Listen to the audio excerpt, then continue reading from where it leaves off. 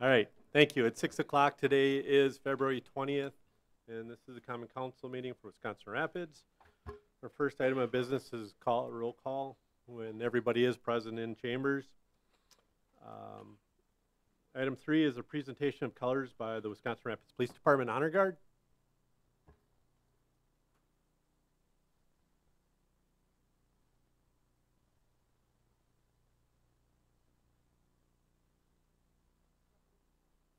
Yeah.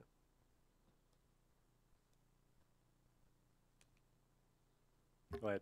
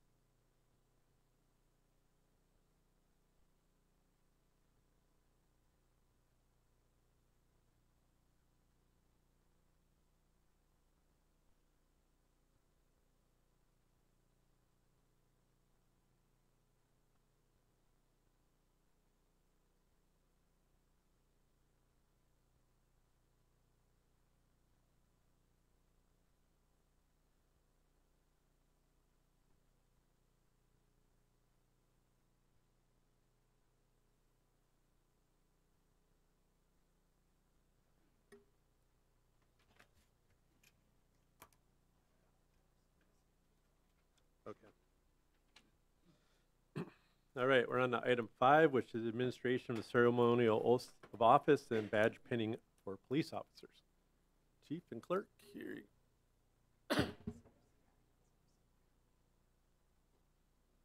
First one will be Matt Cornett for position of lieutenant.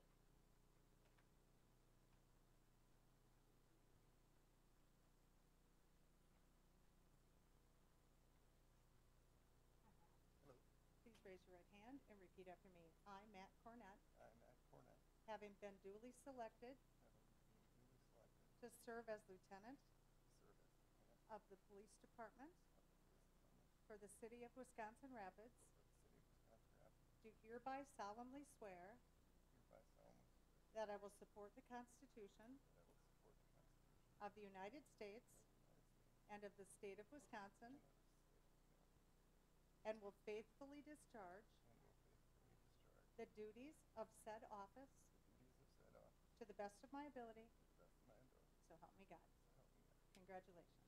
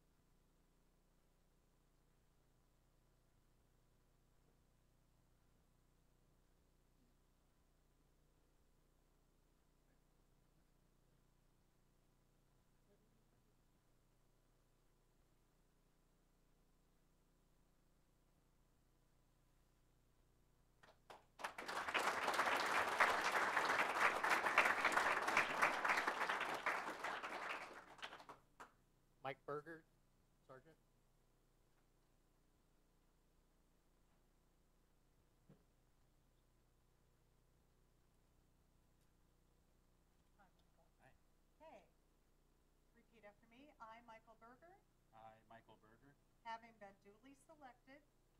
duly selected to serve as sergeant of the police department for the city of Wisconsin Rapids, do hereby solemnly swear that I will support the Constitution of the United States and of the state of Wisconsin, and will faithfully discharge the duties of said office to the best of my ability, so help me God.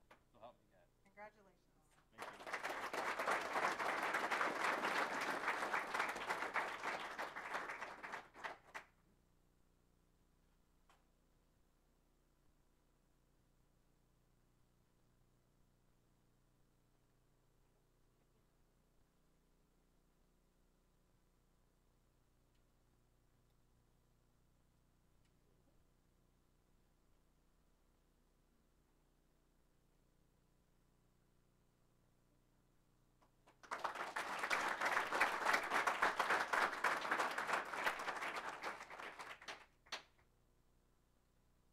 Scott Killian, promotion to sergeant.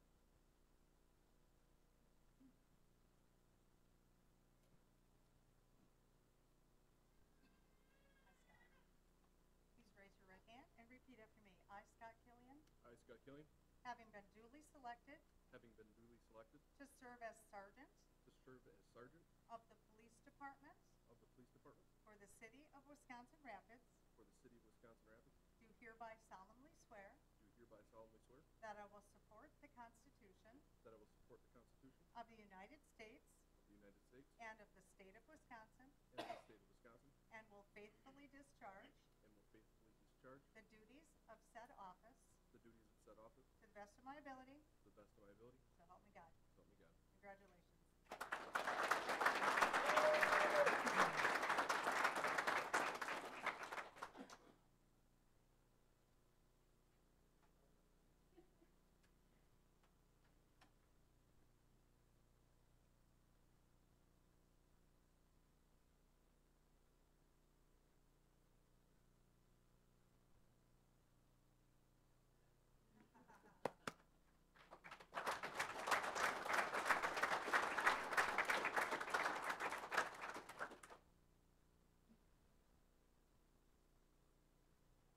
Officer Matt McHugh.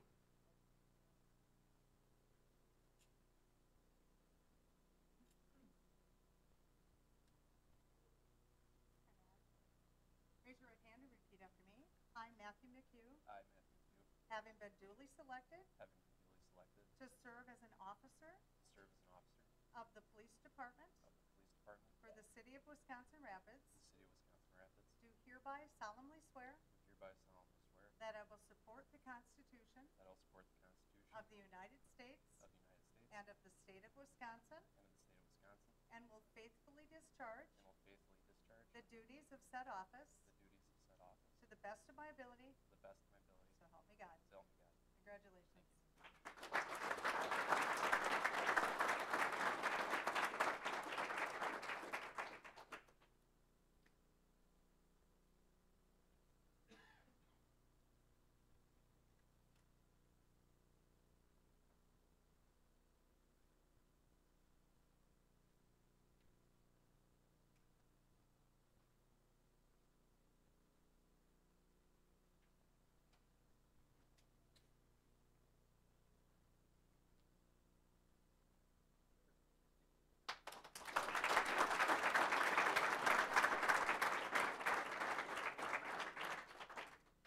Now we're going to present the Officer of the Year Award for 2023. Deputy Chief Scott DeWitt is going to read the nomination. Go ahead and read it, and then we'll have him come up. Officer Alistair Greening went above and beyond, working extra hours to make up for the shortages in staffing. Officer Alistair Greening maintained a positive attitude and continued to be very proactive throughout the year, even though he was forced to and voluntarily worked approximately 17 shifts of 18 hours. Officer Alistair Greening wrote over 600 citations and warnings, which is about 3 times the traffic enforcement of the majority of other night shift officers.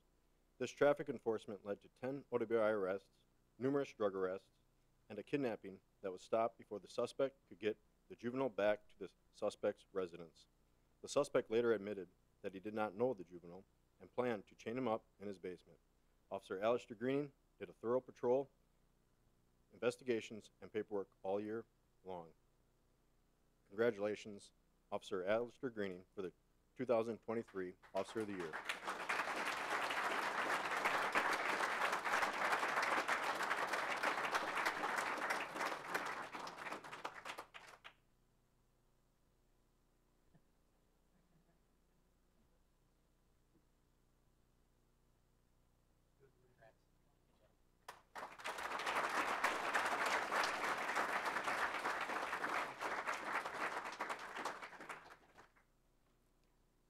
Okay, this is the time to sneak out.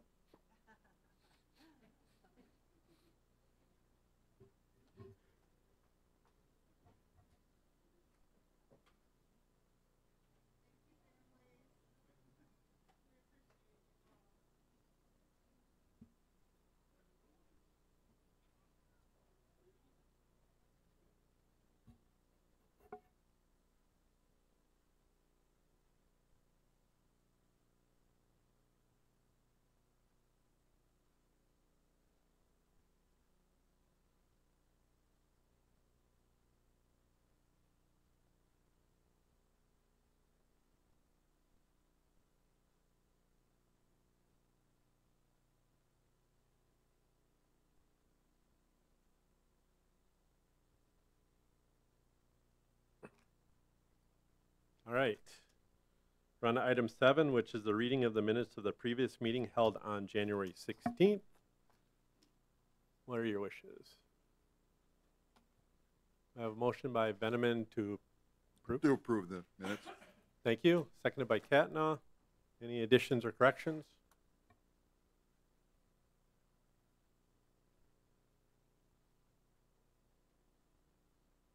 Please cast your ballots.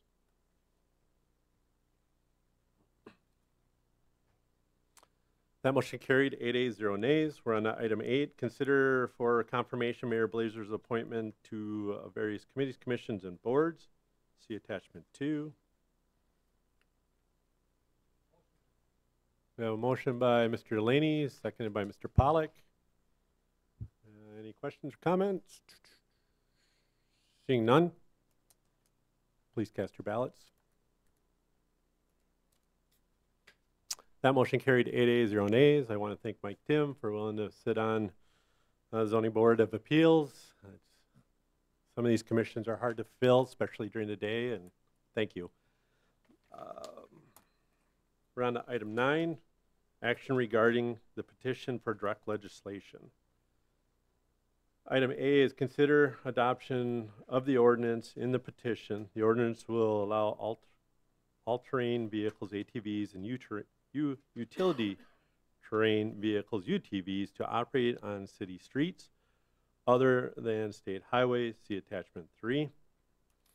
And I guess piggybacking onto that, item B is in the event the ordinance in item 9 is not adopted or the council takes no action on item 9, the council shall submit the ordinance to the electors at the November general election unless special election is ordered by 3/4 of the council.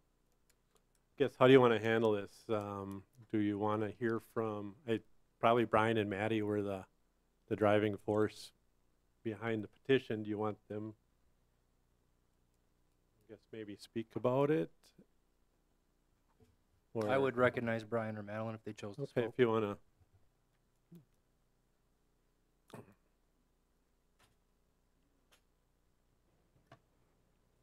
The button.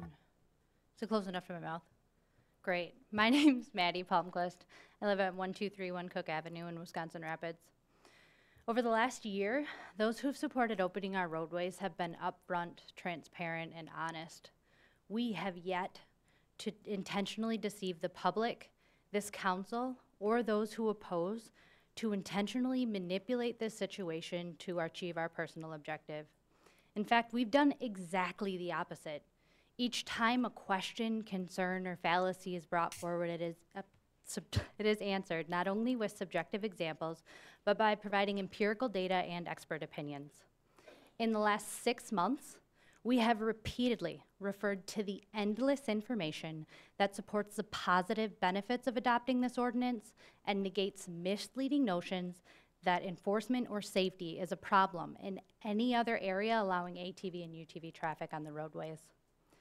We are here tonight because the majority of this council failed to act on the previous version of the ordinance, forcing your community to bypass the simplest aspect of representative democracy and shifting the responsibility of engaging, educating, and supporting change within our community from your plate to ours. I'm not going to spend the remainder of my time tonight restating facts or attempting to justify decisions with data, statistics, and experts, because it doesn't matter what the experts say or what the statistics are. It comes down to what this council wants. And while that is true, before you cast your vote, I encourage you to recall that the voice of this community has shown up, at minimum 1,230 times, representing 59% of potential electors voting you into office. And note that this isn't data we can adjust to reflect our opinion, it's a simple math problem. Judge if the number of signatures collected in your district outweigh the minimal emails, 10 to be exact, that were sent in opposition. Consider the resources provided that show referendums are not to be used to gauge public opinion, and when they are, they have questionable legitimacy and clear flaws that fundamentally restrict them from doing so. And last, keep in mind that it should never be this much of a public burden to make positive change.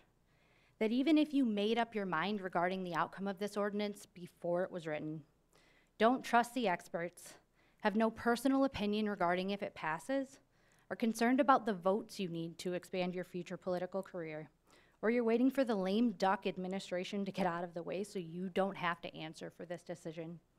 Remember that it is your responsibility to continue to make these low-risk, high-reward decisions for our community. That is how our system was intended to work. Thank you. I don't know, council, do you want to, is there more information you need? Do you want to recognize people that want to speak? Do you want to debate amongst yourselves? I'm just kind of trying to see what you want to do.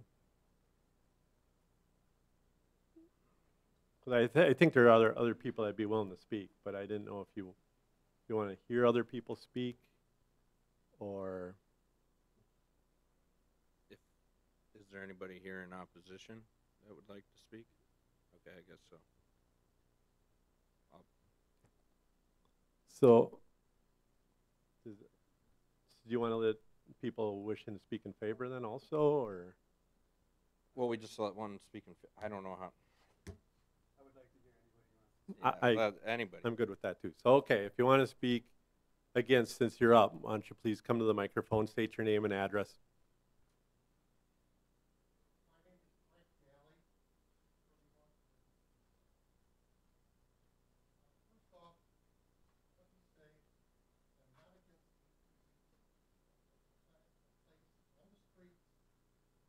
Rapids. Oh. And it is not, this is not the place for their use. Prior to moving to Wisconsin Rapids, I was an ATV owner and enjoyed using it. But this is not a slam on ATV owners. It's hard enough to drive in Wisconsin Rapids as it is. Within a 2-week period a year ago, I had 2 people run through stop signs in front of me and 1 person run a red light. If that's not bad enough, just behind us on Jackson Street, there's, after the traffic circle, the city had to add caution signs just to have people stop at stops ahead. So, I mean, driving in the city in a vehicle is already difficult enough without having ATVs. Now, apparently, no one pays attention. My point,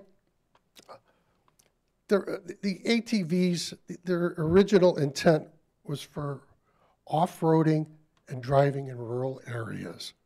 Why is it so necessary for someone to use an ATV on the street of Rapids? How are police going to monitor their use? And what about liabilities? Do they have to have driver's license, vehicle and accident insurance? What about age limits?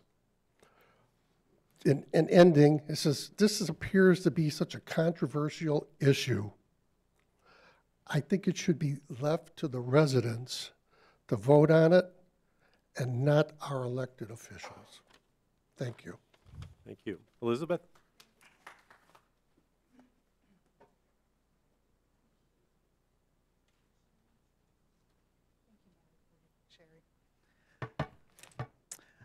Good evening. I'm Elizabeth Whalen. Address is 211 15th Avenue North, Wisconsin Rapids, Wisconsin. As I stated back in October, I'm in favor of our residents being able to actually vote on this themselves. They're really, especially because our journalism has changed in the past year, we really have not had an opportunity, I feel like, for the public to really turn over this idea. I know that a lot of people that have, that are really involved in the issue, they certainly know, but I feel like my neighbors and the people, I live on the west side, and I feel like we're going to get a disproportionate amount of traffic from ATVs coming down High Street and over to 17th and all in that area. And I feel like our residents should have a chance to weigh in on this.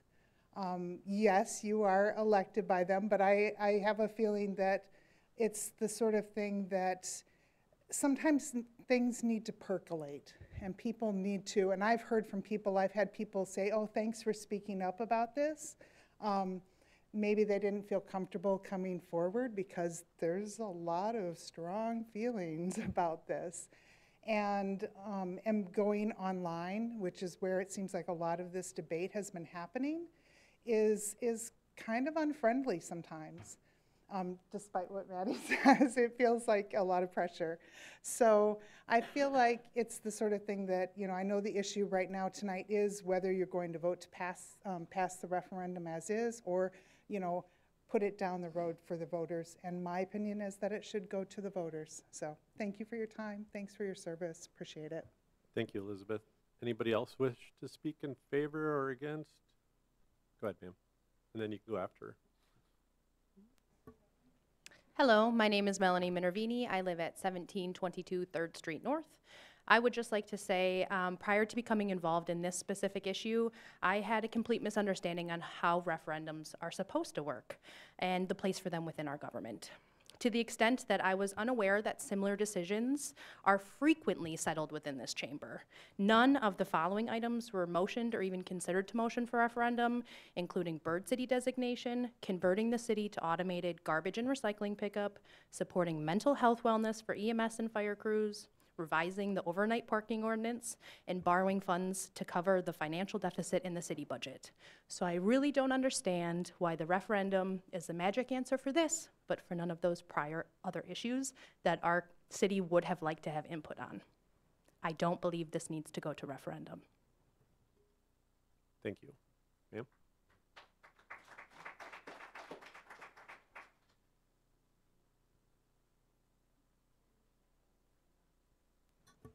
My name is Michael M. McClintock, and I live at 1940 Oak Street. I don't believe this. I don't believe you guys should be the ones that decide tonight. I believe that the city needs to, because I don't think a lot of people really do know that this is going to be passed. And if you're going to open up all the roads in Wisconsin Rapids, not even just a specific route, all roads, I think the population of Wisconsin Rapids should have that option to see it on the ballot and to decide. I mean, these vehicles don't, the ATVs I have the biggest problem with going through town. If they're going down Baker Street, Baker's a very busy street, 16th Street's a very busy street. We've got regular vehicles ripping down the street. On down 20th Street, we've got trucks going down, ripping down there. We've got, so now we're gonna have these ATVs ripping down the roads, and the kids can be between 12 and 16, can be, just take a safety thing, and that as long as their parent is alongside them, they can be, on the roads. Well, they've got the noise level and helmets. The parents are be able to control that child. I think that this should go to a referendum. It should not be decided here. And a lot of my older people that I know, they don't want this. They didn't come here with me tonight because they're not that type of person. But there's a lot of people that don't want it. But if they're going to have it done, it should be open up to more of the city to know about it. Because yes, most people don't get the paper. Some people have online, but not everybody's a part of that online community and even know about it. So at least it's on the ballot and you can see what's going on. So thank you. Thank you. Anybody else wish to speak? Go ahead, Brian. Hi, my name is Brian Marsh. I live at 221 2 Mile Avenue, Wisconsin Rapids. I just want to mainly do a recap. I've already given as many statistics, information, passed absolutely everything that I possibly could to you guys to try to help in making this decision. And I want to mainly put out some reminders here on where a lot of the stance is that comes from reliable sources. We had the Wood County Sheriff that supports this. They've stated that they've had little to no issues in the entire county. And our ordinance that we put together is still more strict than Wood County's ordinance, including the age restrictions. The age restriction is nothing new. That has been open in Wisconsin for a very, very, very long time. And I'd like to say more than 20 years easily. And we have data, we have reports, we have other locations that can be looked at and seen if this has been an issue, and it has not. We got all the surrounding areas that are around us that are open. We're not a black hole. We live in the same general area. We have the same general population. And thinking that we're going to be completely outside of every single place around us that has this open and it's working successfully and well and they have little to no issues is insane to me that we're still debating this. I put a lot of time up front making sure that I gave you guys as much information as possible so you can make an informed decision, including all of the bad information that was out there, the citations, complaints, anything I could possibly give you guys, I gave you, so you could make an informed decision. Like Maddie said, we tried to hide nothing. I don't believe in that whatsoever. What I do believe in is making educated decisions on what's going on based on relative information and not feelings. And that seems to be where we're leading more so. I've heard a lot of different aspects. We've adapted and changed and been willing to compromise to anything across the board with this, from just a route through the city to everything, sunset clauses, putting all sorts of stuff in the ordinance that I recommended sticking with state statutes because it worked, it's effective, it's proven, time and time again. And we continue to keep adding stuff in, which is totally fine, and it still got denied. It's incredibly frustrating that we're here today talking about it again. I understand the reservations, but there's plenty of information out there that could have been brought up, could have been looked into, and that's what helped me to ease this, bring into this council to begin with. I did a lot of research on it, and I was like, I think this would be a great thing for our city. This is not a super generally overly busy location. The roads that are going to be open are not very busy. Most of Wisconsin Rapids roads are not crazy at all by any means, way, shape, or form, with the exception of 8th Street and Riverview Expressway, and those are not going to be open anyways. And the only locations that, majority of locations where people are going to be crossing those busy roads are all traffic light controlled. I've traveled in many more locations that have far busier streets that are open to ATV and UTV traffic, including 4-lane main streets going right down their main strip. And those are open to all age restrictions as well. The majority of the Wisconsin is open more so than what our ordinance is. And that's worked from corner to corner. It's across the entire state. So again, I want to put it out there. This is nothing new. This has been around for over 20 years. This is working. It's working well. It's proven and shown there's little to no issues in these locations. It's proven to bring in a bunch of extra revenue into the city. The residents enjoy it, and it's something they want to do. And this is something Wisconsin supports 100%. So again, I ask you guys to please reconsider to just push this ordinance in. It's not set in stone. After the period is up, it can be changed. But we should try it. Everywhere else is doing it. There's no reason why we shouldn't at this point. So, thank you. Thank you, Brian. Anyone else wish to speak? Is there anybody else that wishes to speak?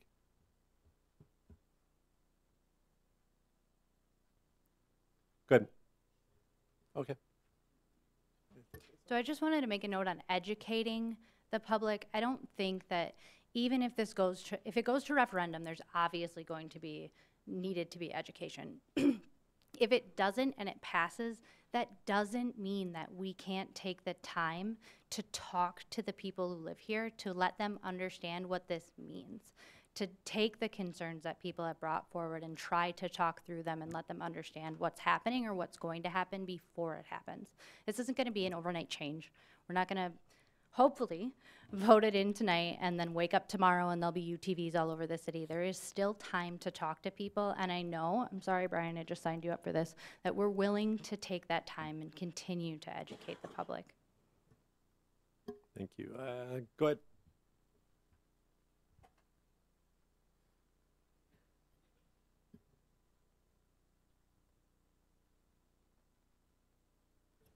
Jason Seymour, 445th Street North. I've got more of a couple questions for you guys. I drive a moped. What's the difference? That's about the same amount of CCs as those guys, and I'm allowed on the roads. But the four-wheeler can't? I mean, everybody's looking at different safety aspects. I'm a lot smaller on a moped than a side-by-side four-wheeler. Also, you want to think, we got bicycles on the roads. That's more of a liability than a four-wheeler putting down the road. There's just my 2 cents and something for you guys to think about. Thank you. Anybody else wish to speak? Go ahead, sir.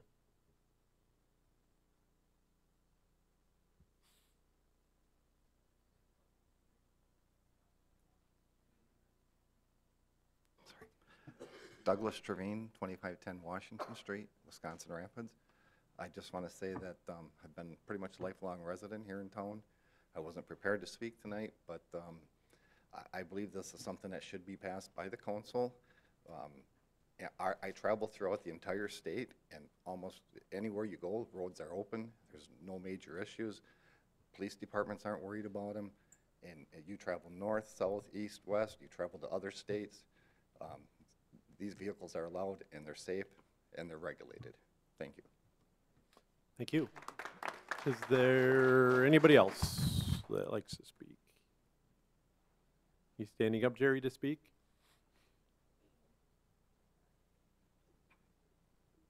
Okay.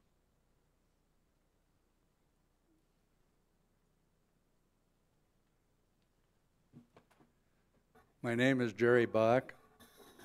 Reside at 640 10th Avenue South. 20 years ago, I had the opportunity or the privilege of serving as mayor of the city. I haven't really paid a lot of attention to this issue, but as I listened to it tonight, the thing that concerns me most is we've got elections coming up. In fact, they're just about over. But single issue politics is just killing our country in so many ways. And this is one that, you know, you could vote for this guy or that guy depending on how he's gonna handle it. That obviously the voting is just about over for this go around, but it's something that it appears that a lot of information has been spread, and you're aware of the pros and cons. And you know, I just hate to see a city start lining up for a single issue instead of a lot of the other challenges that face you. And it sounds like you've done your homework on this one. And I guess, Mayor, if I was in your seat, I'd support you guys making the decision and get on with it. Because if we do have a lot of problems, you can also come back and correct those problems by reversing it. But I just hate to see it come up as a single issue on a lot of the voting. Thank you. Thank you, Jerry.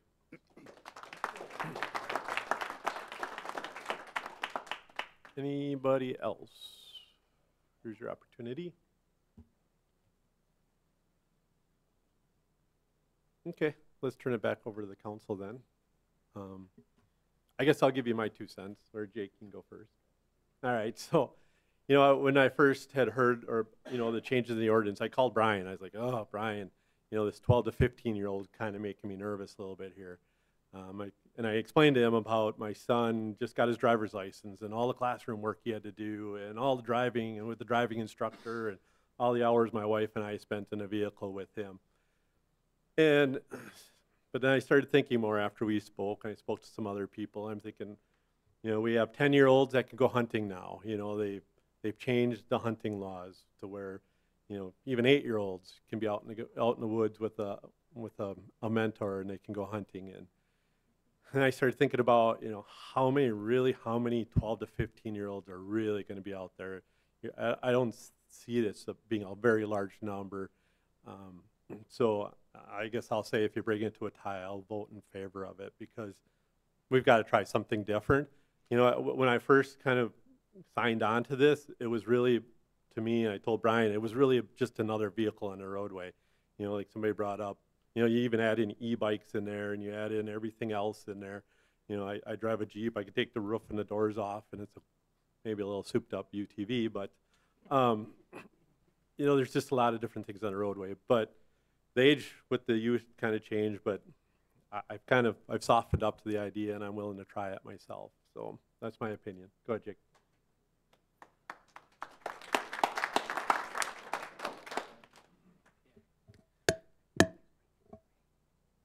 I don't feel the need to go over anything that's been previously discussed at other meetings, but I do think it's important before we move forward on this that it is pointed out the changes from the original proposed ordinance that was discussed the majority of the months that this spread out to what is being considered today for either approval or going to referendum. And I didn't see that in the packet, so I'm not sure. Sue, if you could go over that, or how do we get that information to the public? Okay, but you got it from me? Yeah, I got okay. it right here. Well, I guess as I see it, so you're wanting to know the differences between the ordinance that you last considered, which was drafted by me, or, you know, with Right. input from you, and the ordinance that is part of the petition that you are being requested to adopt. So I guess there's 4 or 5 differences. One would be, as has been indicated, the age of the operator. The previous ordinance basically stated that every operator had to be 16 years of age or older. And that's for ATVs and UTVs. The ordinance that's was with the petition, basically for ATVs, which is the one that you kind of straddle, right? Children ages 12 to 15 can operate an ATV if the child is subject to continuous verbal direction or control by his or her parent or guardian, or by a person who is at least 18 years of age who is designated by the parent or guardian. So that's obviously different, younger operators. Anyone 16 years of age of older can operate an ATV, obviously, without accompaniment or without any direction. And then for UTVs, anyone 16 years of age or older can operate a UTV. So the difference is the ATV operators and the younger operators. The driver's license, the previous ordinance would have required each operator to have a valid driver's license, and the petition ordinance basically says that no person who is under a current operator license suspension, revocation, or cancellation for any reason may operate an ATV, UTV, but it doesn't require a driver's license. That's correct? I guess So it would be contradictive to require a driver's license and then also abide by state rules. So you can't say you have to have a valid driver's license at the same time you say, but we're allowing people who don't have a valid driver's license to abide by the state rules. It would be very difficult to. Right, I understand yes. that. But you're basically, but you're still saying that if someone has a license but has it suspended. Yes, if you're suspended. You're unable to drive. Correct. But if I just never got any license ever at all, I'm able to drive. If you follow if you have the ATV, UTV safety course, yes. Right, and I just wanted to make that, differentiate that. So you're not requiring a driver's license. Correct. Right, okay. So, but if. Can I just I'm sorry, I apologize. The point of that really was for the major concern of people driving who have had their license revoked for drinking and driving. So that was really the main part of putting it in there. So it's like if they've had their license revoked because they are making those bad choices, then they shouldn't be able to be allowed on our roads. That's more of a public safety stance that we try to take on it to try to cover that, because we do agree, like, we do want to see that, but so that was the purpose. Right. So, okay, so that's the difference with the driver's license. The hours of operation, the previous ordinance was 7 a.m. to 10 p.m. The petition ordinance is 6 a.m. to 11 p.m. Regarding the speed limit, the previous ordinance basically limited the speed to 35 miles per hour or the posted limit, whichever is lower. The petition ordinance says that the speed limit is the posted limit. And we have I was just talking to Paul and Joe about this earlier. There are very limited sections of the city that might have a place where our speed limit exceeds 35 that isn't on a highway. So those will need to be kind of, so those might be the only places where there's a difference in the ordinance. If you're going out, let's say on highway F or W, if you're still in the city limits before you get to the townships, there might be a section there that's 40. So under the new petition, those vehicles would be able to go 40 versus the previous petition, or the previous ordinance said that the limit was 35 no matter what the speed limit was. And operating under the influence, the previous ordinance does not specifically address that because it's in state law, incorporated by reference. The petition ordinance does specifically have just the blanket statement that no person may operate while under the influence of intoxicant or a controlled substance. So that's not really a difference. It's just that it's stated in the ordinance versus incorporated by reference.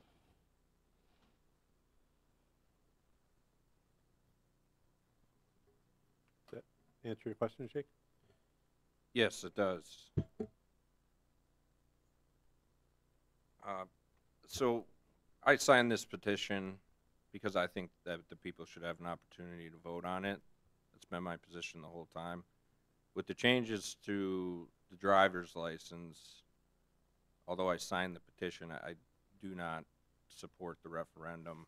I personally don't think that anybody without a driver's license, whether it be they haven't gotten one yet, they're suspended, revoked, whatever the reason, should be operating on roads, and I would take that stance on any vehicle, not just specifically ATV, UTVs.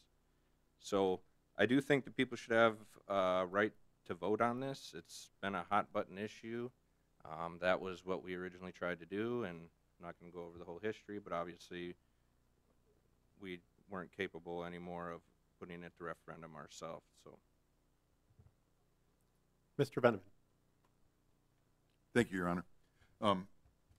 Yeah, I basically can concur with Mr. Katna. I cannot wrap myself around vehicles being driven on, motorized vehicles being driven on city streets, excuse me, by people who don't have a driver's license.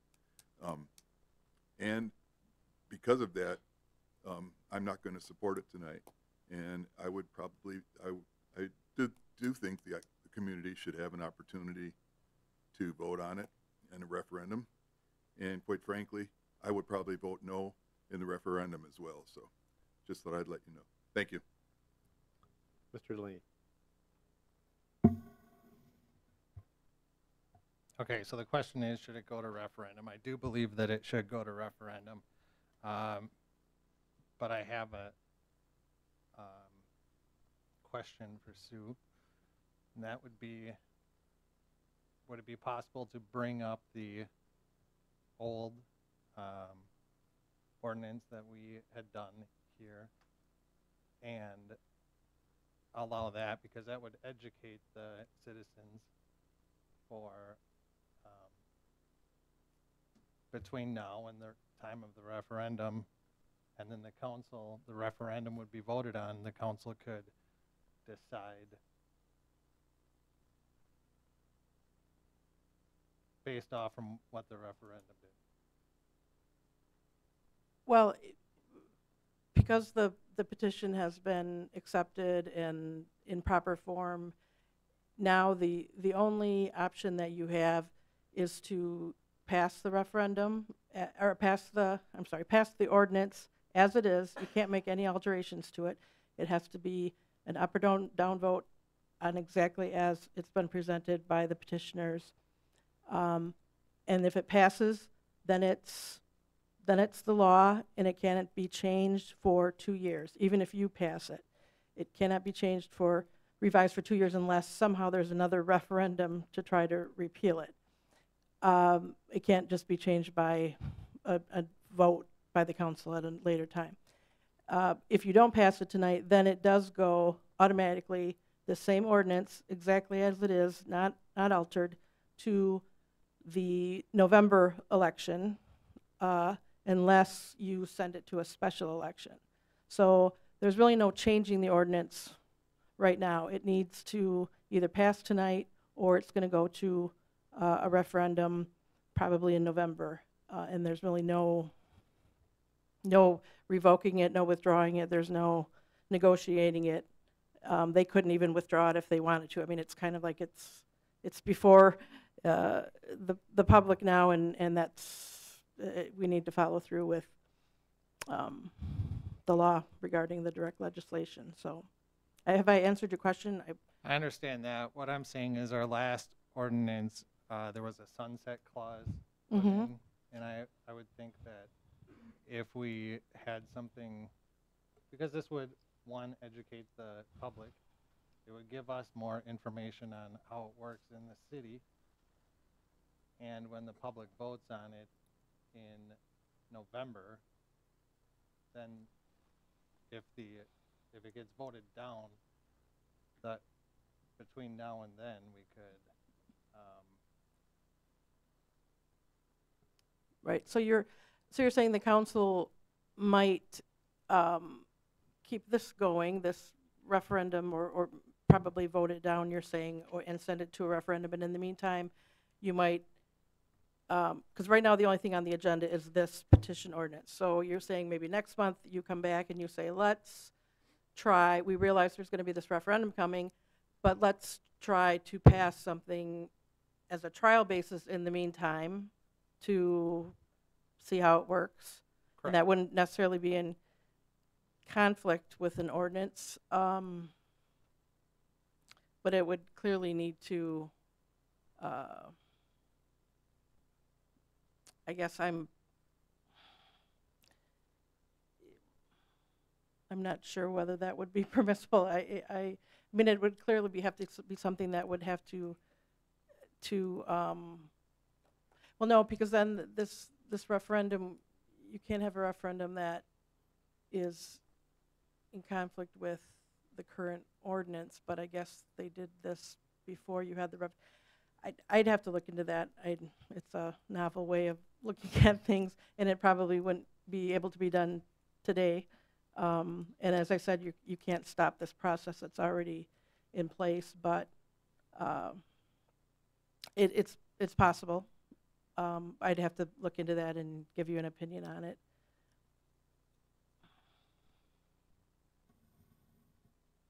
Well, we're going to have a new council in 2 months.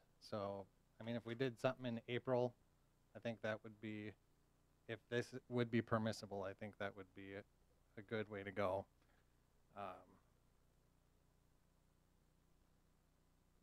But I'm all for sending this to referendum.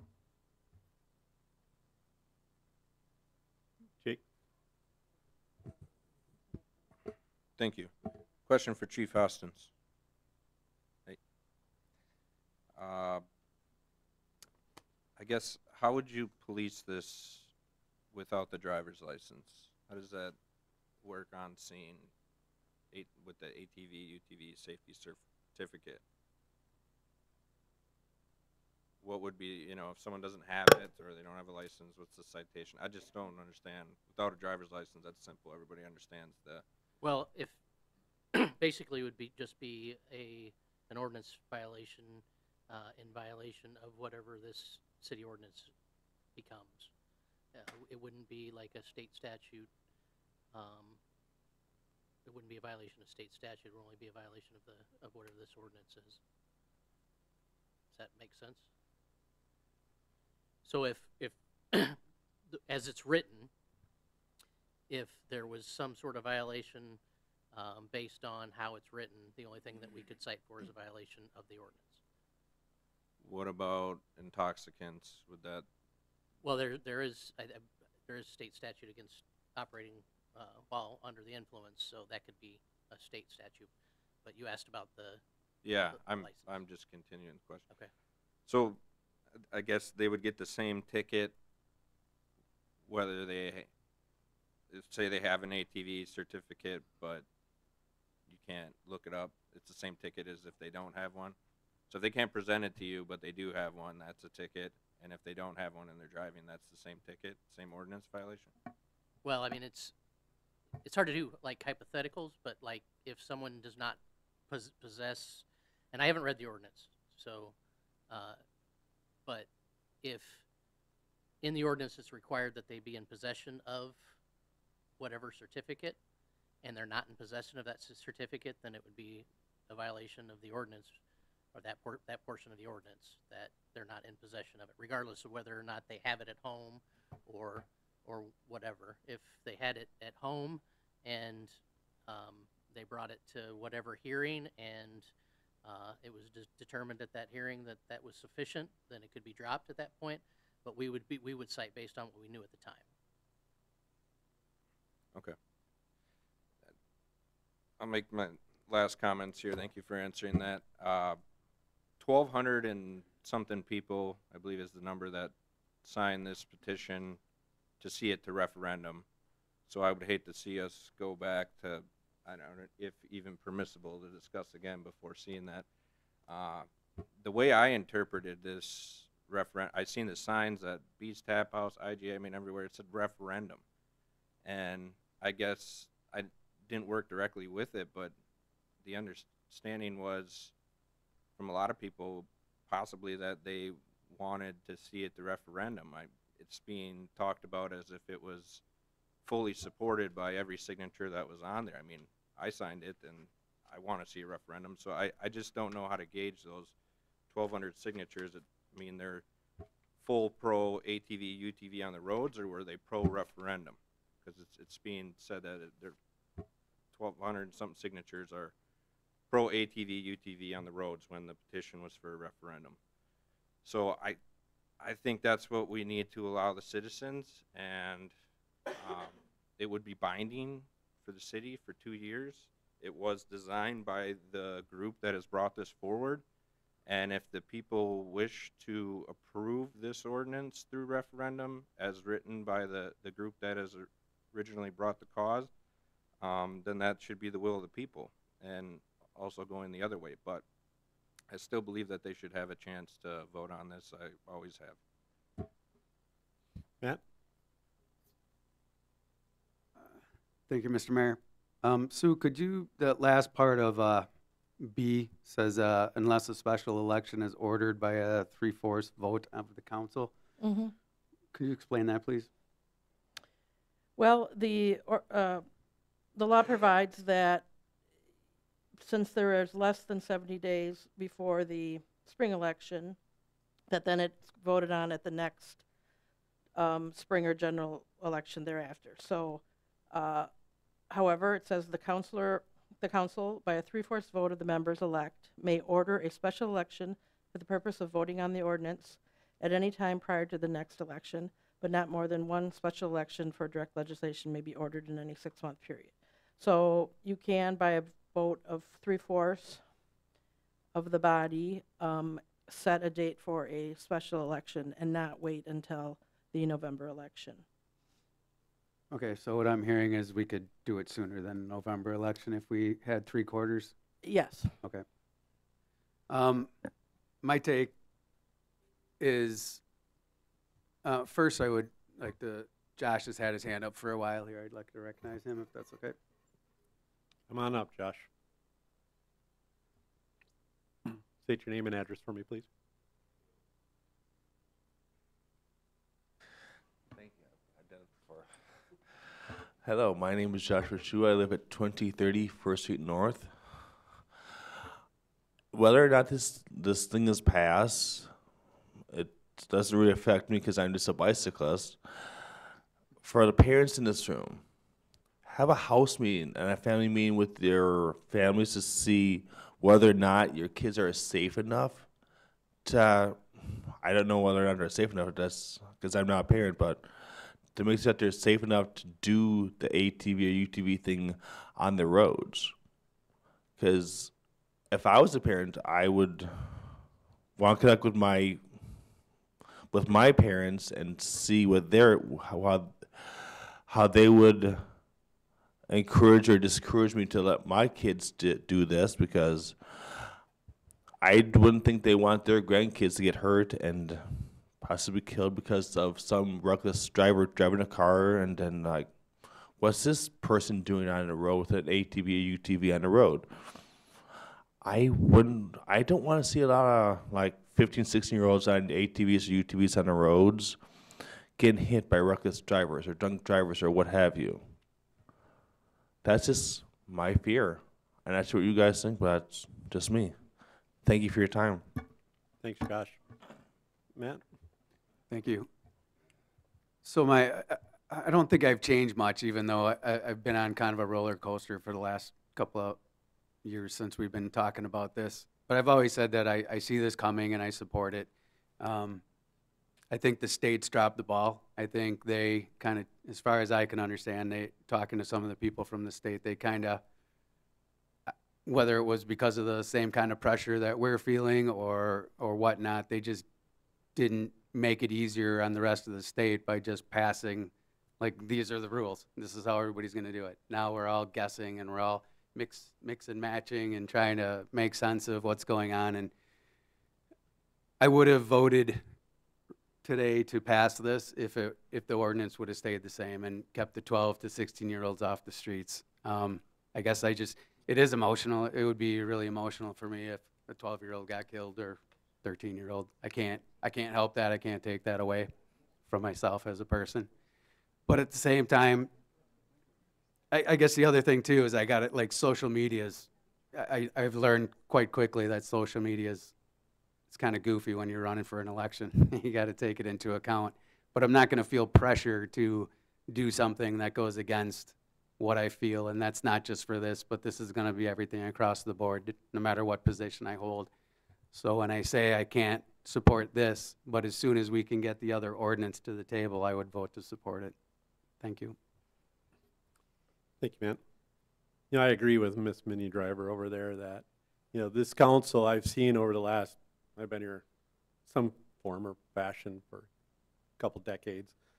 Tom, you might remember when we did, a $28 million wastewater treatment plant expansion. We had a public hearing and not a single question was asked. The public wasn't asked if they want to spend $28 million. You know, $10 million on the aquatic center. Never went to a referendum to ask if the community wants to take on $10 million worth of debt for, the next 20 years. So this council has handled many issues over the years, transportation utilities. There's issue after issue, and I'm very confused as why we're so concerned now about hearing how the people feel, and this needs to go to a referendum. Why this one issue? Because there have been issue after issue, year after year, that this council, even going to, like, I believe you brought up the garbage trucks. That was a very controversial issue, and there were some very heated meetings, but the council made that decision to go to the single issue trucks. And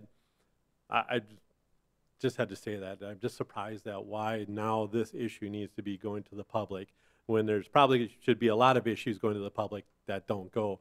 Hate to bring it up, Todd, but we did a fire department expansion that was needed, and I advocated very hard for it. But at that time, we weren't concerned what the public thought. And I've already cited the other examples, so I'm just confused by that. And thank you.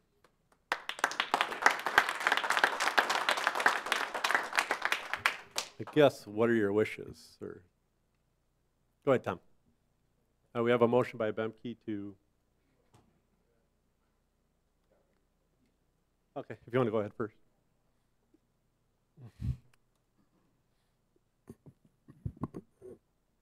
Thank you, Your Honor.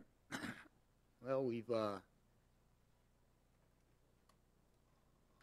agreed, I think, on most things, Shane. We've disagreed at times, but I will say that I agreed with what your last comments were. These things do come down to us here making a decision one way or another, up or down. We have been brought with a petition that'll go to that anyway. I'm just going to make a few comments about this, and I think it's gone on for a long time. When this first came forward, the talk was of how to get from point A to point B on the other side of town. But then it was discovered that we'd have to mark roads that couldn't be used. If we picked out 1 or 2 roads to go through town, we'd have to mark the rest of the roads that they couldn't use them for this. So then it fell into place that all the streets became open. At some point in time, then it dropped in at maybe towards the start, but the economic input that it could produce.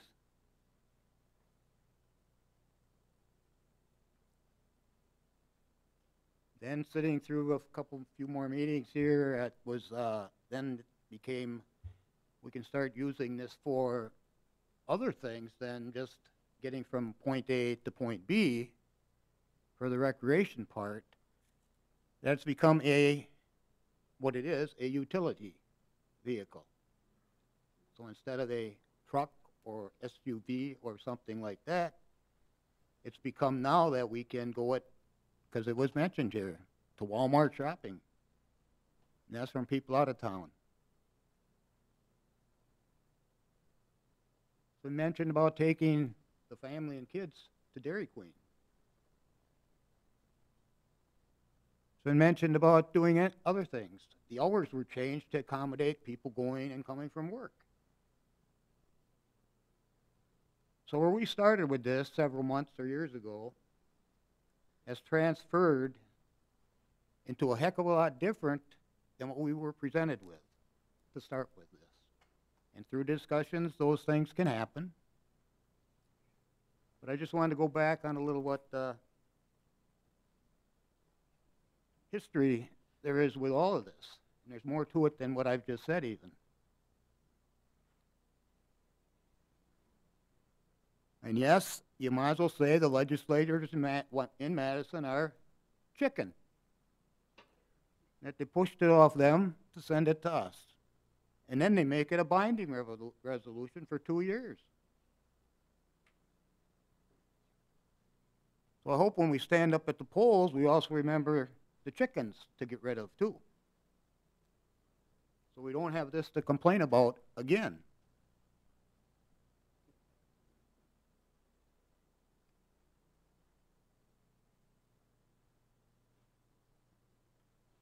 I think those that have followed this from the start, and after I, learned more about what's all in it and that, know that I have opposed it. And I've not been afraid to say that, because I feel that's part of my duty.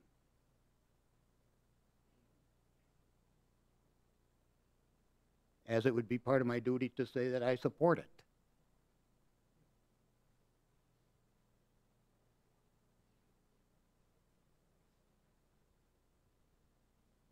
I do have a question as far as the petition, if I'm allowed to ask that, is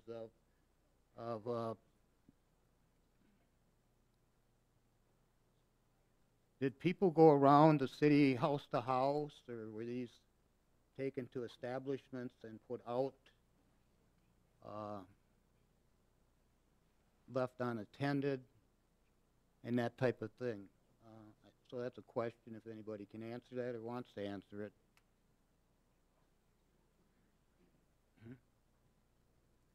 Okay, go ahead. I obviously can't say on behalf of everyone who collected signatures, but I personally did. I stood in front of IGA and interacted with each and every single member who walked in and out of IGA. And if they were against it, I talked to them. If they were for it, I talked to them. And that is something that I think all of you should have been doing during this same trial period. If you had questions, you should have found answers. If you liked the original ordinance, you should have accepted it then. We had had time, we've had years of allowing this to get kicked to the next election, to the next time, and when's enough? When are we gonna be satisfied? When is there gonna be the correct council in place to finally get changes passed? Are we just gonna wait forever until the perfect place is seated? Because I don't understand why a referendum, which you were no longer had the ability to create yourself, you're now just pushing it again to other people who have already expressed the way that they feel about this. There are people here tonight who have showed up at every single interaction to make sure that their voices have been heard. Okay. If there are naysayers, then they can create a petition and they can collect signatures. What I asked. Thank you. You are correct, I have. Thank you.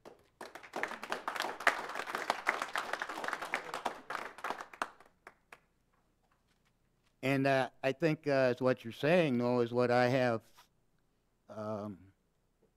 said is that I'm willing to vote on this and have in the past. It's been done by others that we have, I think, this has been prolonged or whatever.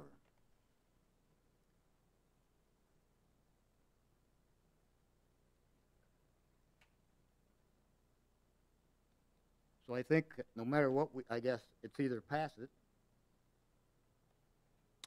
or vote no, and we'll have the referendum anyway.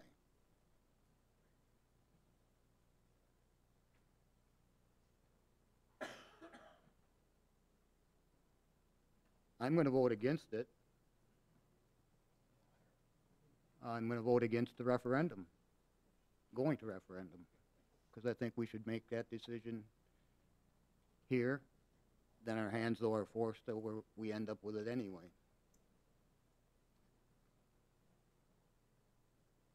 Thank Madison.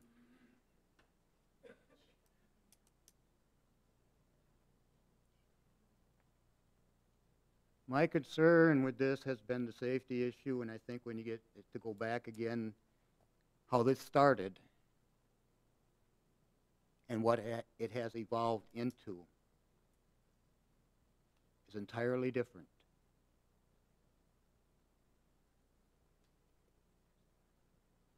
It became something, they go from point A to point B, so they wouldn't have to trailer up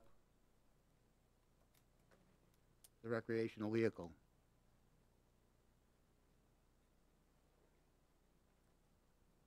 It has evolved to the point of it's a regular utility vehicle for the streets.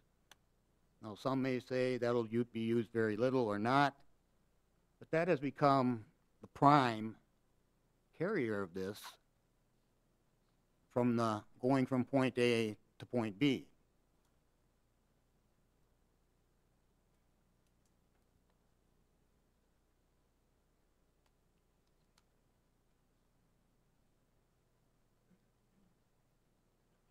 So I think I'd ask my colleagues here that to make a decision, yes or no, and see what happens. And a no vote, it continues on anyway. If there is that.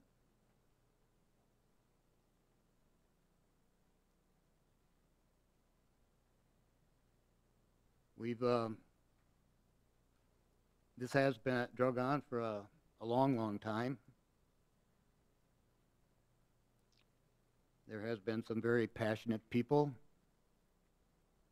that, I guess, tried to keep not try, but they did try to keep pushing this along. I give them credit for that.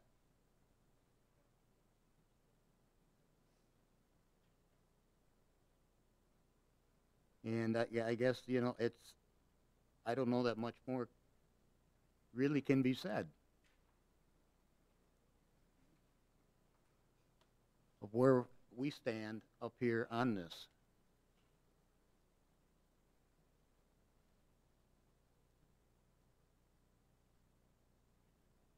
To me, it's a safety issue. It's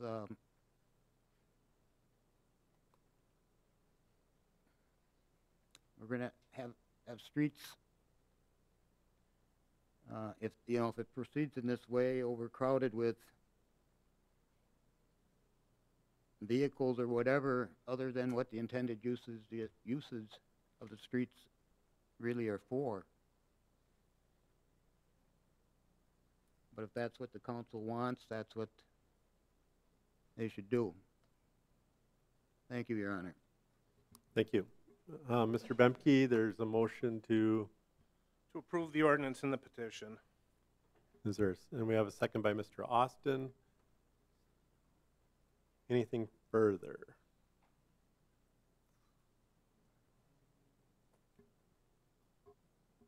Okay, please cast your ballots.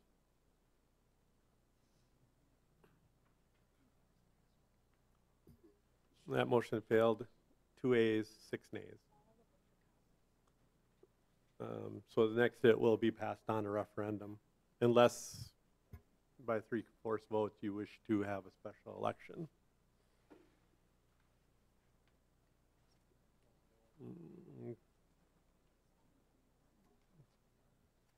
Yeah, you can go ahead, Matt.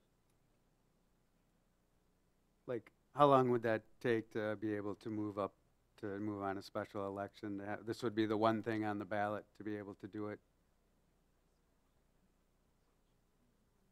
I mean, I don't know if this is answerable I'm now. not really sure of the timing. I'd have to look into that a little bit more, because I have to get the county clerk involved in that as well.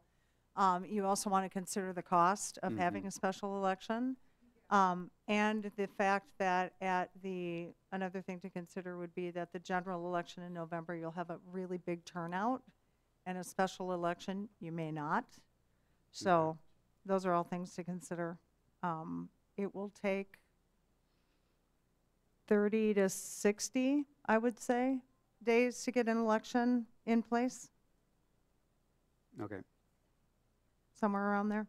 Do you have a rough number on what it costs to set up a special election? I have a rough number on what it costs to set up a special election for one aldermanic district. So that was 1/8 of the city. It was $12,000.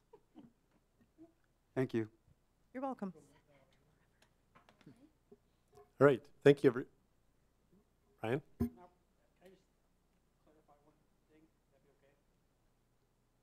Yeah, what's your? Yeah, I'm sorry, I try to make this quick. I'm disappointed in this, but I just wanted to clarify to Tom Rayholm's point he made previously about this changing and altering.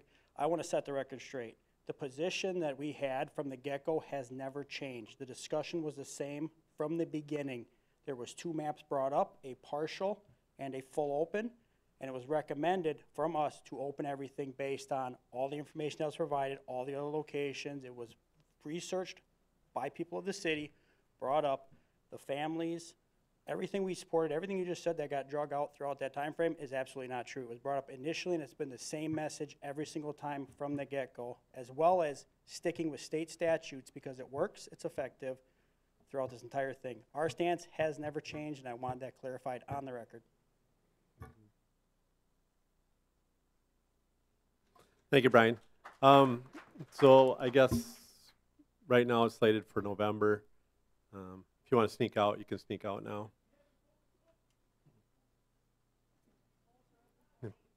Polls are open till 8. Yep.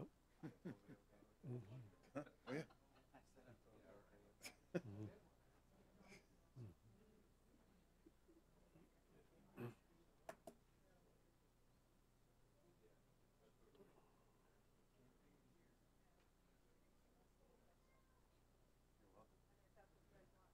Oh, yeah.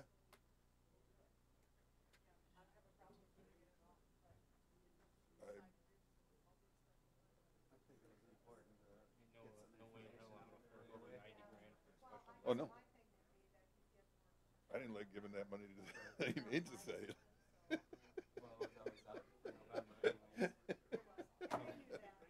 I just can't wrap myself around the driver's license thing.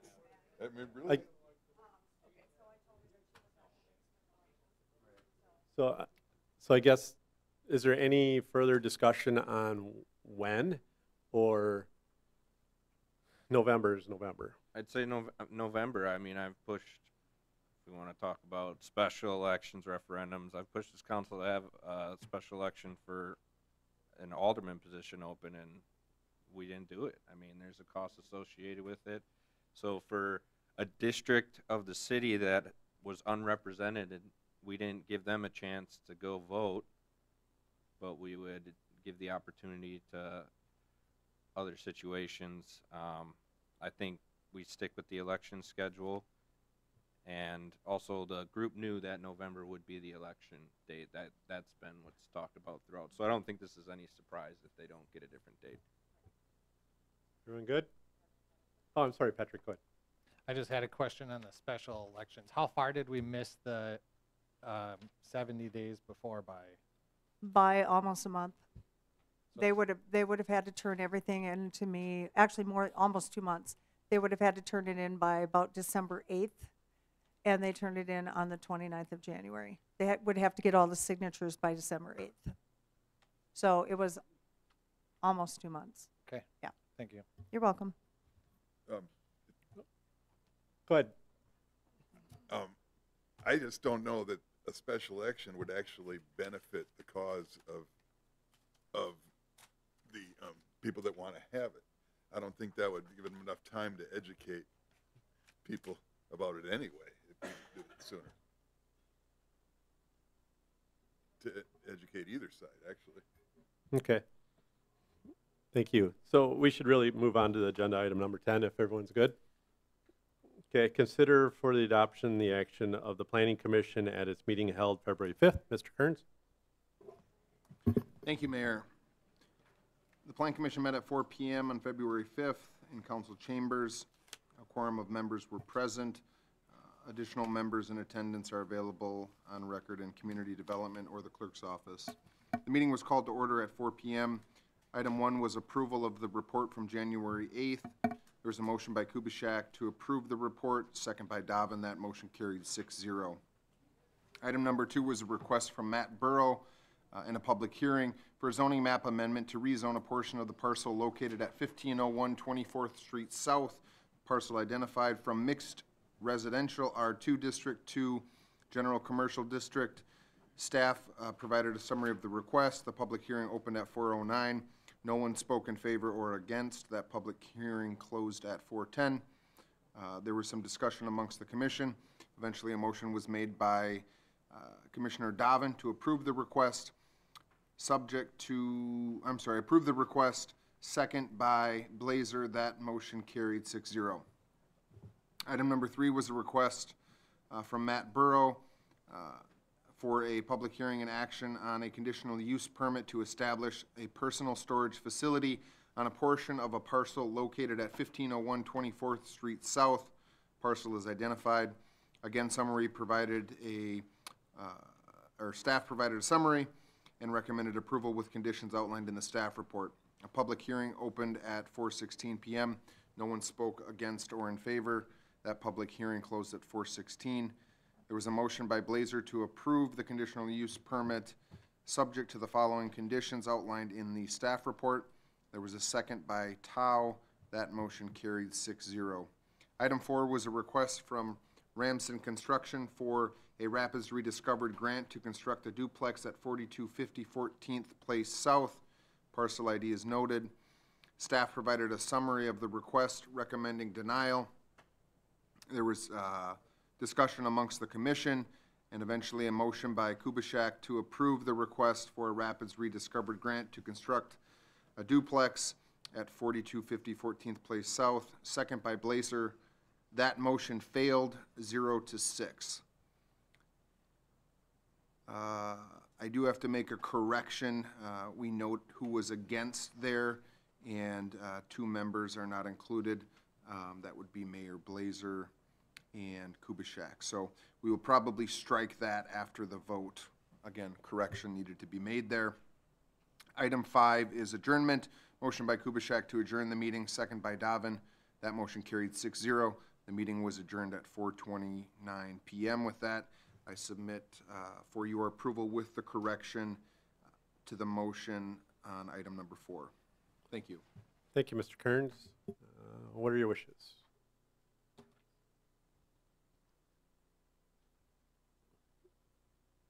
Mr. Gatton, approve? Thank you. And we have seconded by Veneman. Mr. Rion. Okay, we're holding out items 2 and 3. Any other items? Okay. Yep.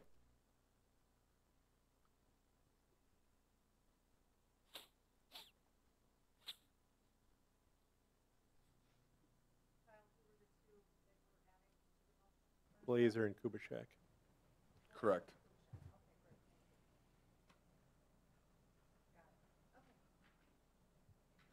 Sounds good.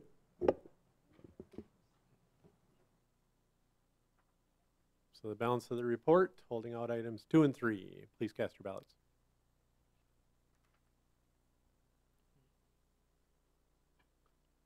That motion carried 8 ayes, 0 nays. Mr. Rayon, regarding item 2 and 3. Thank you, Your Honor. They're separate items. I guess they go together though, but, so we can Or if you want to talk about them together, but act on them Okay. separately. If that's okay. Yep. Yeah, I just, I'm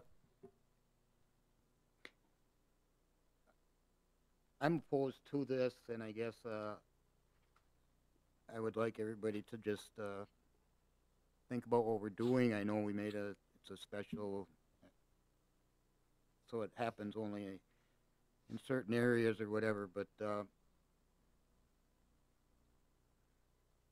again, I don't know if this is because of, lack of how the public becomes aware of things that are brought before us or not, but it's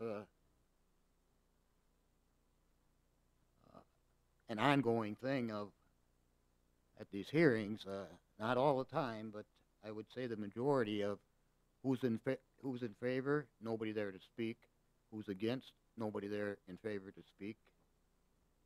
And at some point, for some of the things, you got to wonder, really, why are we here? Why is it on the table?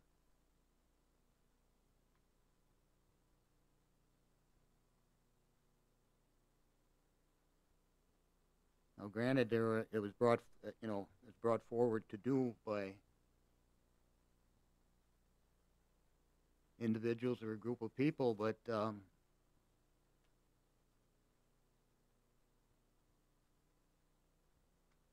nobody shows up to voice their opinion.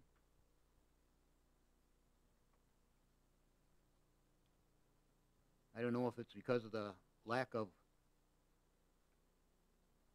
news that we have in this community, the lack of how news is projected in this community, or how it's projected in this community, as we heard comments earlier on how people get their news, I guess. And sometimes, most of the time, I think, it's when I listen to what people have read on there, It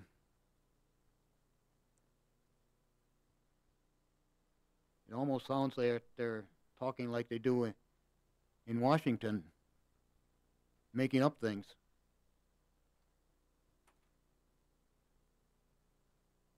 So I voted against this before, and I held this out this evening to do the same. But I'd also like to reiterate that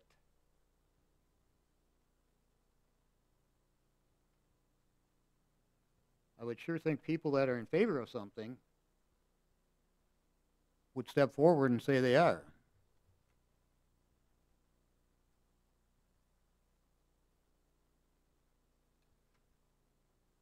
And the same token again, just to say again,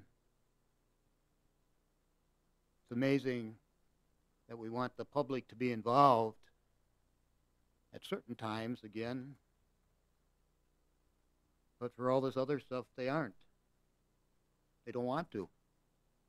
Or they don't know about it, which I would guess is a good percentage of the community doesn't know what's taking place here. Our fault, some of it. Changing where this has been going with our communications is a lot of it. Decline of actually having a newspaper that carried news, local news, has disappeared.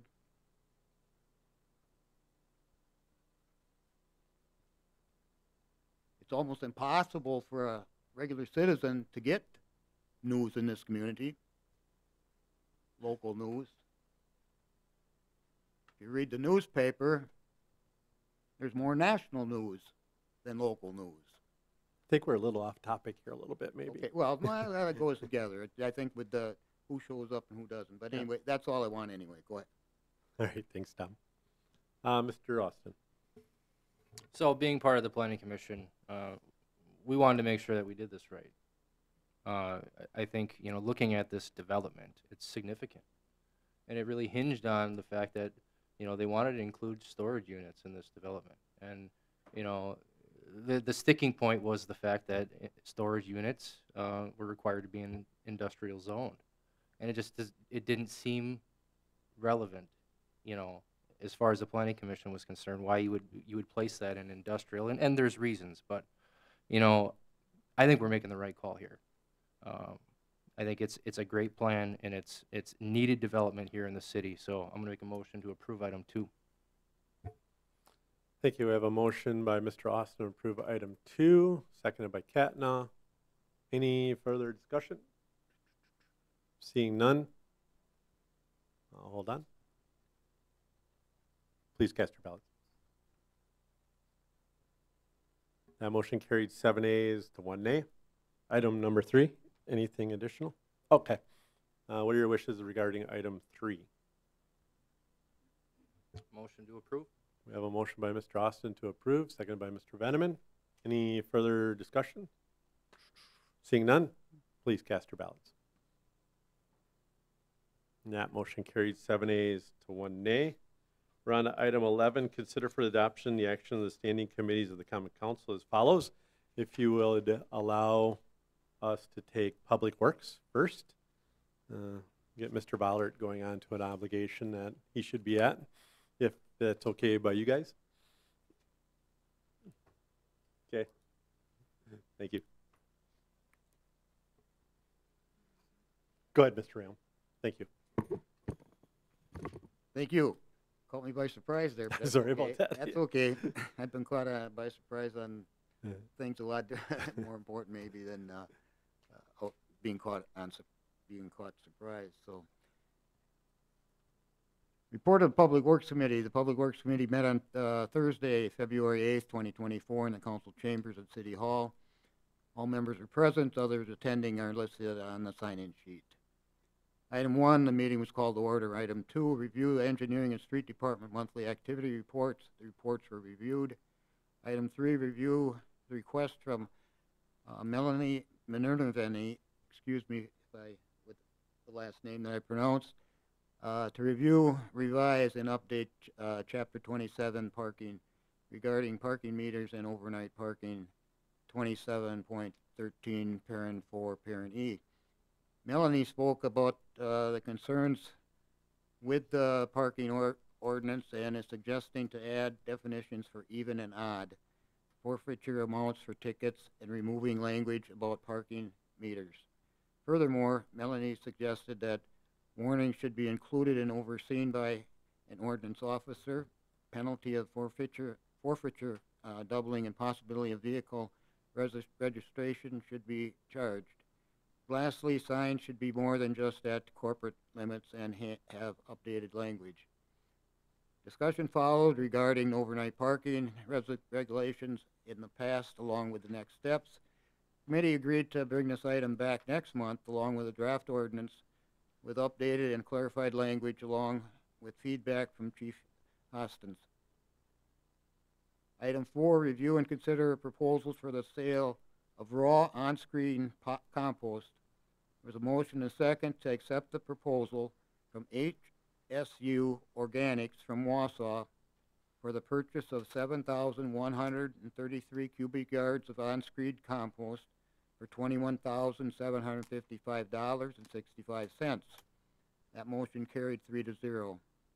Item 5, review and consider setting fees for contractor and non-resident compost site passes. There's a motion and a second to set the compost fee rates for contractors as presented. The motion carried 3-0. There's a motion and a second to set non-resident compost site passes to $65. That motion carried 3-0. Item 6, review bid results for the 2024 asphalt paving contract and consider awarding the project to the low qualified contractor. There's a motion and a second to award the project to American Asphalt. The motion carried 3-0. Item 7, review bid results for the 2024 concrete contract and consider awarding the project to the low qualified contractor. There was a motion and a second to award the project to Summers Construction. That motion carried 3-0. Item 8, review and consider modifying the westbound traffic control at the intersection of 2 Mile Avenue and First Street South to allow right turns without stopping. That motion, there was a motion and a second to install accept right turn sign, and that motion carried 3-0. Item 9, review and consider modifying the eastbound traffic control at the intersection of High Street and 4th Avenue North to allow right turns without stopping. There's a motion and a second to leave the current signage in place. That motion carried 3-0. Item 10, review and consider proposals for hazardous material services related to the 2024 Lincoln Street project. There was a motion and a second to approve Robert E. Lee's proposal to provide hazardous material services for the Lincoln Street project. That motion carried 3-0. Item 11, discuss and consider flashing yellow arrows at Washington Street and State Highway 54, as well as 8th Street and East Riverview Expressway. There's a motion and a second to apply for a Wisconsin DOT SISP grant, and that motion carried 3-0. Item 12, review referral list. The list was reviewed. Item 13 was to set the next meeting date. The next meeting is set for Thursday, March 7th, 2024 at 5 p.m. Item 14 to adjourn. There was a motion and a second to adjourn, and that motion carried 3-0. That was at 6:15 p.m. With that, Your Honor, I move for adoption of the report. Yep. No. So we have a motion by Realm, second by Pollock. Mr. Catno? Yeah, I'm not going to hold them out. Just clarification on items 4 and 5 from Paul, and he can elaborate more on this, but it shouldn't be read by anybody that there will still be compost, and Paul, you want to speak to how much there'll be this year, and then in future years we discussed that if it wasn't the right amount for residents, it would be adjusted. Yep, thank you. If you all remember September 7th at the Public Works meeting, it was passed to go and seek proposals to purchase this raw compost as long as we retain 1,000 to 3,000 yards of compost. Currently, we have 200 yards of screen compost at the east side, 400 yards at the west side, along with 200 yards that's sitting there ready to be screened, and then another 1,700 yards of material that's in windrows that'll be ready to go probably Mayish, June-ish time period or whatever, depending upon how much moisture we get and everything like that. So that being said, we should have 2,500 yards of compost that's available for this year. I said earlier, you know, it's hard to get a handle on how much compost is needed because, yes, we sell it, but also the users of the compost site take it away for free. So we've never really tracked that before, but we can definitely try to do a better job of that this year. And so the sale of this raw compost is just a one-time sale for this year. The vendor did ask for a multi-year contract, but I believe Alderperson Austin suggested that we just try it this year to see how it goes, and then maybe later this fall we can enter into the second year of the contract with it. But we did send it out to, one second, sorry.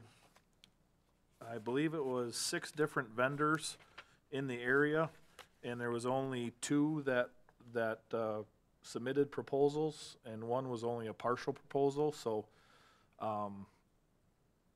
you know, I think this is a good thing because not only are we going to get money for the material that we don't have to touch, but it's also going to have a savings that we can take from our composting budget and push those labor dollars and equipment dollars someplace else to get something else done that we don't finish in every single year or whatever, you know. So it's not going to change things in my opinion, except for simply allowing us to take those labor dollars and spend them someplace else where they're beneficial.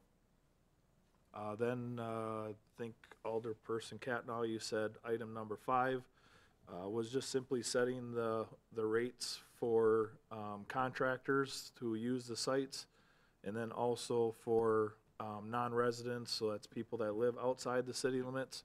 And those rates are simply set just to cover their percentage of the usage based off of the gatekeepers to our best ability, you know. It's not 100% covered, so so we simply did use just the time periods that we had gatekeepers there and kind of use that for setting the rates to cover the percentage of usage based off of the budget. Thank you.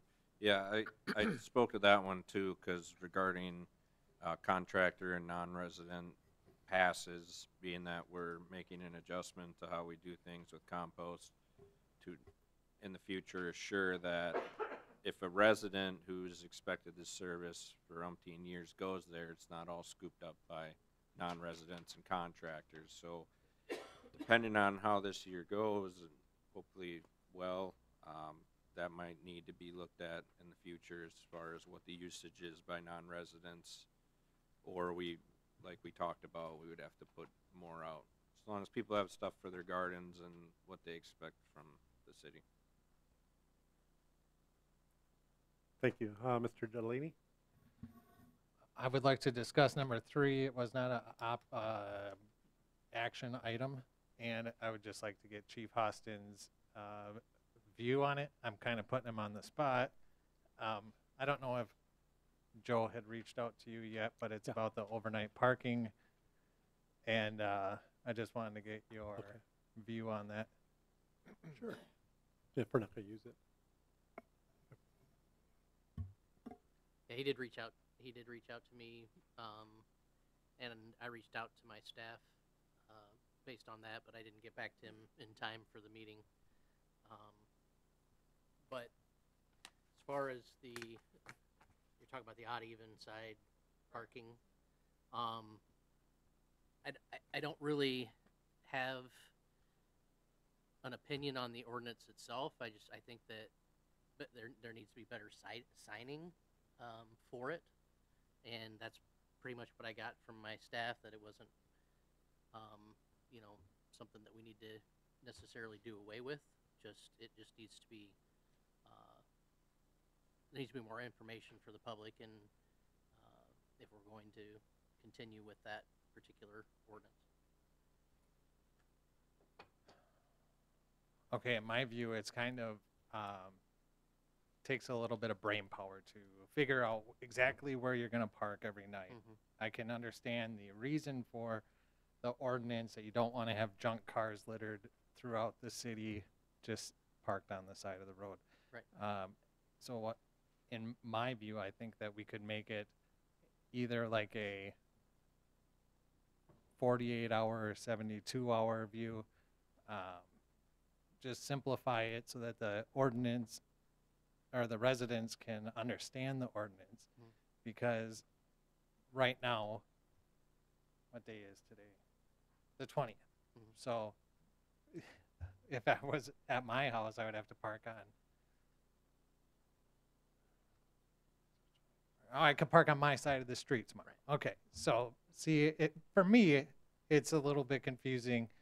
I don't think I'm that dull of a person. I might be, but what I'm saying is do you think we could come up with something that is a little easier to understand and enforceable instead of this current? Yeah, my only concern would be something like a 48-hour or something like that would be much harder for us to enforce, because, you know, someone could move their vehicle, or they could drive off and then come back and park it in the same place, and maybe we've marked the location, and then we write them a citation based on our impression that they were sitting there for too long or something like that. This particular ordinance is a lot easier to enforce, the odd even. But ultimately, I don't have a strong opinion one way or the other as far as keep maintaining this one or going with a different alternative. Do you think we could have something that's a little easier for the residents to Absolutely. understand? No, we absolutely could, and it would just, it'd be hard. It would just be more difficult to enforce is all.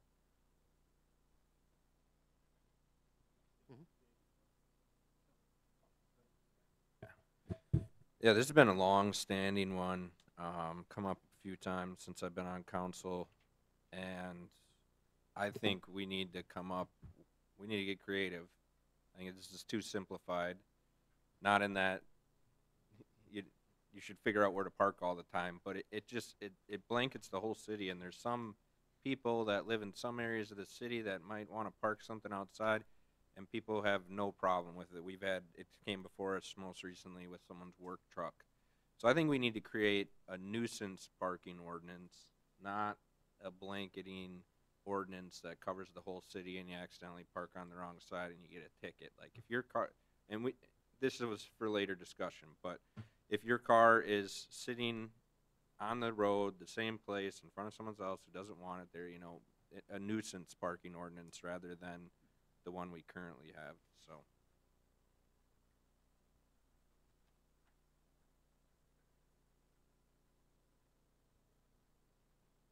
Okay. Nothing was held out, but we did have a motion and a second on. Yeah, go ahead.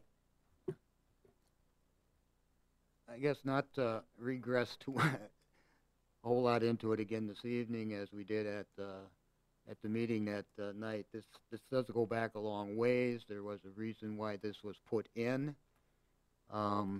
Nuisance might be a word to use, but it was more widespread perceived by people many years ago. Maybe that perception, because of what has been done, maybe that has been somewhat alleviated. But there were numerous complaints of people leaving streets, not just parking on the street, they were repairing cars on the street. The problem that we were faced with at that point in time, I think, really is that at some point during that course of the day to go odd even or whatever you ended up doing, I guess, would be you had to pick out a certain time that people couldn't park. So that was picked out, and what was determined is don't do it before bar time. So that's what we got. It's 3 hours to 6. That's the reasons. This goes back a long ways. So before we start doing things different, let's see if it has changed from what there was years ago. That was one of the issues that people were fired up about.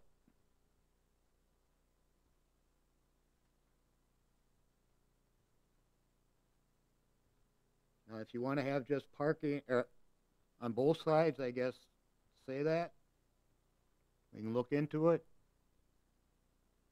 If it's to go one side or the other, there has to be a cutoff at some point in time. I guess I didn't realize that there were that many people that were still at least involved with this that were so confused about what the hours were and what they meant. I tried to make sure I knew that at the point this became law. And yes, do I have to think about what day it is? Yeah, I do that when I go to write a check out even. What day is this? What's the date? Maybe what we come so far is that we don't want to think too often. And that leads us to all these problems. So anyway, before we jump into whatever, I just want to give a little reflection on why we got to where we are. Some places in the community were a lot worse than others. But it wasn't just one or two little areas that this came about. And we had some very heated discussions about what to do. Very heated discussions of actually no parking on the streets that people were in support of. Overnight parking. This became the compromise at the time of what to do.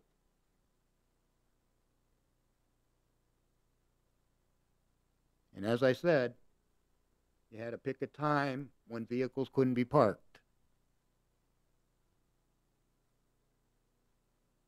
And that time was picked. It's only a 3-hour stretch.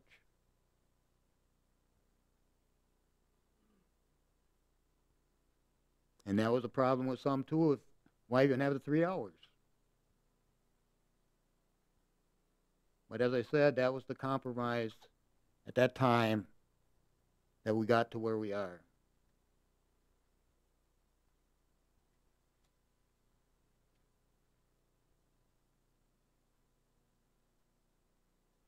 The lady who did bring this forward, she was at the meeting that night. I complimented her for that, but obviously, I guess, dug into that further of how much money we've been generating by tickets and whatnot. So anyway, I just wanted to throw that out for thought, because I think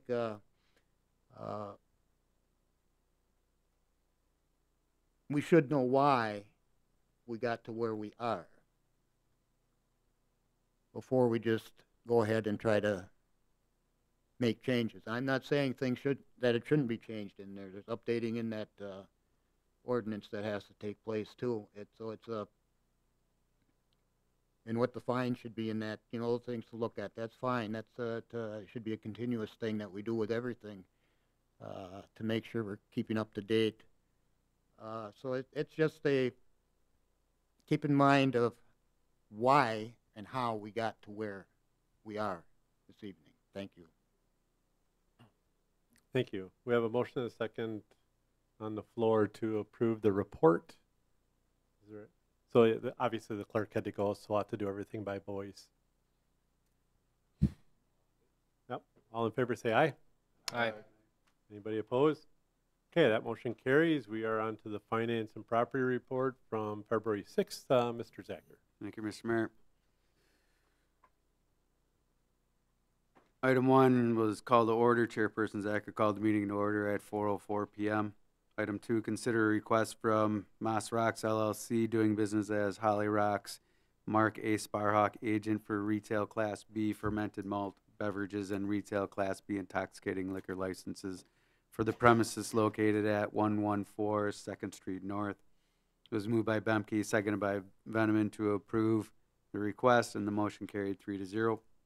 Item 3, consider a request from the Parks and Rec Department to apply to the Legacy Foundation of Central Wisconsin for 3 grants to enhance the Wisconsin Rapids Municipal Zoo.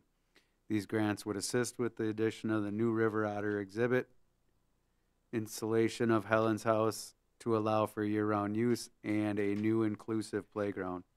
The total grant request will be $580,000 with city match consisting of $190,000 from the Teskey Fund and $30,000 from the park outlay. It was moved by Veneman, seconded by Bemke to approve this request. Motion carried 3-0. Item 4, out of the bills, it was moved by Bemke, seconded by Zacher to approve the check numbers 19884 to 20468. Motion carried 3-0. Set next meeting date. Item 5, the next regular meeting was set for March 5th, 2024 at 4:00 p.m. Item 6, in open session, the committee may vote to go into closed session under section 19.851E of the Wisconsin statutes, which reads, deliberating or negotiating the purchase of public properties, the investing of public funds, or conducting other specified public business whenever competitive or bargaining reasons require a closed session. It was moved by Veneman, second by Bemke to go into closed session. Motion carried 3-0. We went into closed session. Item 7, in closed session, the committee will discuss negotiations and strategy regarding the following items. A, the sale of approximately 367 square feet of city-owned parcel 34-05612 to an adjacent landowner, 1030 3rd Street North, to address a garbage encroachment issue, and also obtain a storm sewer utility easement over land located at 1030 3rd Street North. B, the purchase of a 10-foot strip of land from parcel 34-02592 at 340 West Grand Avenue and granting of a 20-foot easement of garage and property access for the property located at 340 West Grand Avenue for the purpose of the Dixon parking lot redesign and resurfacing. C, the sale, disposition, or development of the city-owned property in the downtown area known as the Triangle property. D, the extensions of lease agreements in the Centralia Center with the Aging and Disability Resource Center of Central Wisconsin and with Park Place Day Services. In closed session, the committee discussed negotiations and strategy regarding the items listed above. Item 8, the committee will return to open session. It was moved by Bemke, seconded by Veneman to return to open session. Motion carried 3-0, and we return to open session. Item 9, discuss and consider for approval a resolution regarding downtown development, a partnership with Wood County. It was moved by Bemke, seconded by Veneman to approve the resolution, and the motion carried 3-0. Item 10, discuss and consider for approval the sale of approximately 367 square feet of city-owned parcel 34-05612 to an adjacent landowner, 1030 3rd Street North, to address a garage encroachment issue and also obtain a storm sewer utility easement over land located at 1030 3rd Street North. It was moved by Veneman, second by Bemke to approve, and the motion carried 3-0. Item 11, discuss and consider for approval the purchase of a 10-foot strip of land from parcel 34-02592 at 340 West Grand Avenue and the granting of a 20-foot easement for garage and property access for the property located at 340 West Grand Avenue as part of the Dixon parking lot redesign and resurfacing. It was moved by Bemke, second by Veneman to approve, and the motion carried 3-0. Item 12, discuss and consider for approval the extensions of lease agreements at the Centralia Center with the Aging and Disability Resource Center of Central Wisconsin and with Park Place Day Services. It was moved by Veneman, seconded by Bemke to approve, and the motion carried 3-0. Item 13 was adjournment. It was moved by Bemke, seconded by Veneman to adjourn. Motion carried 3-0.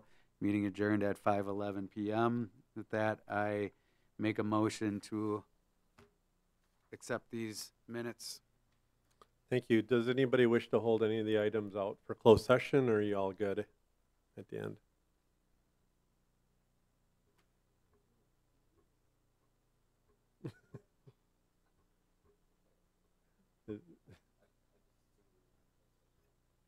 Yeah, these items can be held out if you have further discussion or need at the end for those finance items. Okay. So we have a motion by Zacher, seconded by Veneman. Any further discussion on the reports? Everyone good? Okay, seeing none, all in favor say aye. Aye.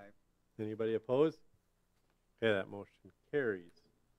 We are on to item number 12, reports of other committees, commission, boards, and department reports. Those are for your reviewing pleasure.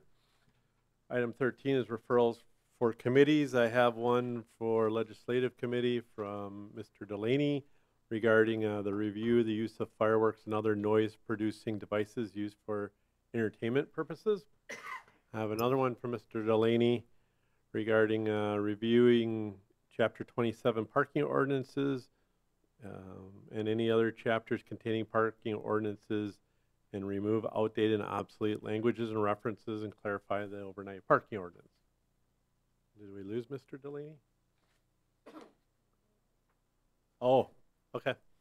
So those two are being referred to legislative. Item 14 has been taken care of. Item 15 is taken care of, 16 is taken care of, then 17, 18.